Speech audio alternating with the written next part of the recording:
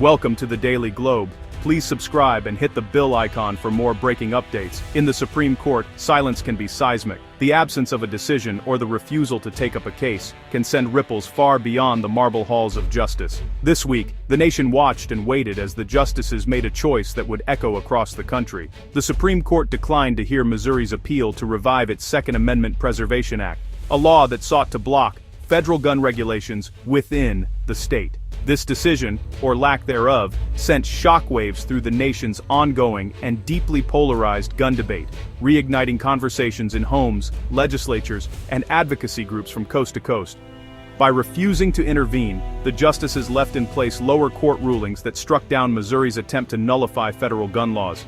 This move reinforces the supremacy of federal authority over state legislation, a principle that has shaped the American legal landscape for generations. For gun control advocates and the Biden administration, it's a quiet but significant victory. They see the decision as a reaffirmation of the federal government's ability to set nationwide standards for gun safety, even as states attempt to chart their own course. On the other side, gun rights supporters and many Missouri officials view the outcome as a blow to state sovereignty and the Second Amendment itself. They argue that states should have the power to protect the rights of their citizens, especially when it comes to firearms, and fear this decision could set a precedent for further federal intervention. The ruling comes in the wake of the court's 2022 Bruin decision, which set a new, stricter standard for evaluating gun laws, demanding that any regulation must align with the nation's historical tradition of firearm ownership. This precedent has already reshaped how courts across the country approach gun legislation, making the legal landscape even more complex. While Missouri's case focused on the balance of power between federal and state governments, the shadow of Bruin looms large. Its influence is fueling a wave of legal battles nationwide, as states and advocacy groups test the boundaries of what gun laws can survive under this new standard. This Supreme Court move isn't just about Missouri. It's about the ongoing struggle to define the limits of federal and state power over firearms. The decision has become a flashpoint in a much larger national conversation about rights, responsibilities, and the role of government in American life. By reaffirming federal supremacy, the court has set the stage for the next chapter in America's contentious gun debate. Lawmakers, activists, and ordinary citizens alike are now left to grapple with what comes next, as the legal and political battles continue to unfold. As the country reacts, one central question remains: who truly holds the power to regulate guns in modern America? The answer, it seems, is still being written, one court decision at a time. Missouri's Second Amendment Preservation Act, or SAPA, stands as one of the boldest and most controversial state efforts in recent history to defy federal gun laws and assert state authority over firearms regulation. Passed by the Missouri legislature in 2021, SAPA declared that many federal gun regulations would be considered invalid within the state's borders. The law went even further, threatening steep $50,000 fines for any state or local official who assisted federal authorities in enforcing those regulations, sending a clear message of resistance. The law's primary goal was to create a so-called gun rights sanctuary, effectively severing cooperation between Missouri police and federal agents on gun enforcement. This move was designed to shield Missouri gun owners from what supporters saw as federal overreach. Supporters of SAPA hailed it as a powerful defense of constitutional liberty and a bold stand for states' rights. They argued that Missouri was simply upholding the Second Amendment and protecting its citizens from what they viewed as unconstitutional federal interference. But critics, including many in law enforcement and the Department of Justice, warned that SAPA would create confusion, sow chaos, and ultimately undermine public safety. They feared it would make it harder to keep guns out of the hands of dangerous individuals and disrupt vital partnerships between local and federal agencies. The act placed local police departments in a difficult legal bind. If they chose to uphold federal law, they risked lawsuits and hefty fines under SAPA. On the other hand, if they ignored their federal partners, they risked jeopardizing public safety and losing access to critical resources and information. The controversy quickly escalated, setting the stage for a major constitutional showdown. At its core, the debate was about whether a single state could unilaterally opt out of national laws and what that would mean for the balance of power in America. SAPA's fate would soon be decided in the courts, with legal battles drawing national attention and raising questions that reached far beyond Missouri's borders. The battle lines were drawn: state sovereignty versus federal supremacy, a conflict that would test the very foundations of American federalism. The Department of Justice quickly sued Missouri, arguing SAPA violated the Constitution's Supremacy Clause. In federal court, evidence showed SAPA was already chilling cooperation between Missouri police and federal agencies, hampering gun crime investigations. Missouri defended SAPA as a legitimate refusal to enforce federal law, but the courts disagreed. In 2023, Judge Brian Wimes blocked SAPA, calling it a clear attempt to subvert federal law. The Eighth Circuit upheld the ruling, finding SAPA preempted by federal law. Missouri's last hope was the Supreme Court. The legal consensus: states can't penalize officials for cooperating with federal law enforcement. At the heart of this battle is the Supremacy Clause. Federal law is the supreme law of the land. This principle, affirmed since McCulloch v. Maryland in 1819, means states can't obstruct or nullify federal statutes. Missouri argued SAPA was just a refusal to help, citing the anti-commandeering doctrine.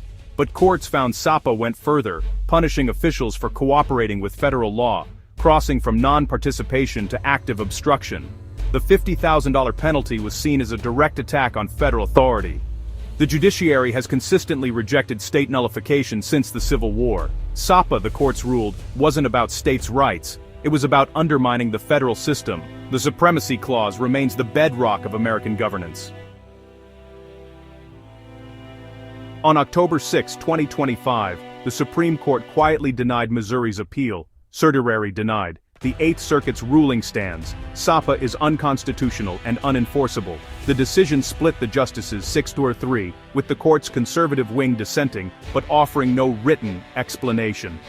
For Missouri, the law is dead. Police can now cooperate with federal agents without fear of lawsuits. The Biden administration called it a win for public safety and the rule of law. For other states considering similar laws, the message is clear. Nullification won't fly. The court's inaction signals little appetite for direct challenges to federal supremacy. The nullification movement has been dealt a decisive blow. The Supreme Court's move sends a strong message. States can't block federal law by legislative fiat. Law enforcement partnerships, vital for tackling crime, are protected, ending confusion for police caught between state and federal rules. For gun control advocates, it's a validation of using federal courts to check state overreach. For gun rights supporters, it's a rallying point to seek new strategies, perhaps through local officials or nuanced legal challenges. The decision may shift states' tactics from outright nullification to testing the limits of the Supreme Court's Bruin standard. Expect new laws and lawsuits focused on the historical tradition of gun regulation, not federal supremacy. The debate over gun rights and federal power is far from over. The next battles will be fought on different constitutional ground. The Missouri case is just one piece of a much larger and ever-evolving Second Amendment puzzle. Across the country, states and courts are grappling with how to interpret and apply the right to bear arms in a modern context, and each new case adds another layer to the national debate. In 2003, Izabadi won Stam, the Supreme Court's landmark Bruin decision set a new, stricter test for gun laws. Any restriction must fit within the nation's historical tradition of firearm regulation. This ruling didn't just change the legal landscape, it fundamentally shifted how courts evaluate gun laws, requiring them to look back in time for guidance. Since then, a wave of legal challenges has swept through the courts, with judges now sifting through centuries-old precedents, searching for historical analogs to today's laws. This process is complex, often leading to conflicting interpretations and heated debates among legal scholars and advocates. The Missouri case, for example, was less about the Second Amendment's scope and more about federalism, how much power states have to resist federal gun laws. Because it didn't directly address the new Bruin standard, the Supreme Court decided not to take it up.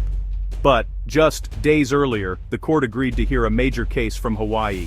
This case challenges a law that bans guns on most private property, unless the property owner explicitly allows them. The outcome could have sweeping implications for how states regulate firearms in public and private spaces. Gun rights groups argue that Hawaii's law flips the Second Amendment on its head, making gun possession the exception rather than the rule. Supporters, on the other hand, say it's a reasonable and historically grounded regulation that protects public safety while respecting property rights. The Supreme Court's interest in the Hawaii case signals a focus on clarifying the boundaries set by Bruin, especially when it comes to so-called sensitive places, where guns can be restricted. The justices are poised to define what counts as a sensitive place and how far states can go in limiting firearms. Other cases, like Ohio's bar gun ban, are also testing the limits of the history and tradition standard. Each new challenge forces courts to dig deeper into America's legal past, searching for historical support, or lack thereof, for modern gun regulations. The Supreme Court is carefully choosing which battles to fight, shaping the next phase of the national gun debate with each decision. Their choices will influence not just current laws, but the future direction of Second Amendment rights in America. The future fight isn't about nullification or ignoring federal law, it's about defining what gun law's history truly allows, and how those lessons from the past will shape the rights and regulations of tomorrow. Legal experts quickly weighed in, exposing deep divides. Constitutional scholars called the court's move predictable, federal supremacy is well established, and SAPA's penalties crossed a constitutional line. Gun rights advocates decried the decision as a missed chance to defend state sovereignty, warning of federal overreach. Gun control groups hailed it as a victory for public safety and law enforcement cooperation. Analysts noted the court's conservative majority sidestepped a politically explosive case, saving its energy for future Second Amendment battles. The real action, they say, is now in cases like Hawaii's, where the court will define the limits of gun regulation under Bruin. The Missouri decision is a strategic pause, not the end of the story. The Supreme Court's denial of Missouri's appeal closes the door on state nullification, reaffirming federal supremacy, but the real fight over the meaning of the Second Amendment intensifies under the Bruin standard. The court's focus has shifted, not whether states can defy federal law, but what gun regulations history supports. New cases will test bans on guns in private businesses, bars, and public spaces, forcing courts to weigh centuries-old precedents. The legal landscape is unsettled, with the balance between self-defense rights and public safety up for debate. The Supreme Court sets the guardrails, but the conversation continues in legislatures, courts, and communities. America's gun debate is far from over. This decision closes one chapter and opens another. The next front, defining the true historical limits of gun regulation in modern society.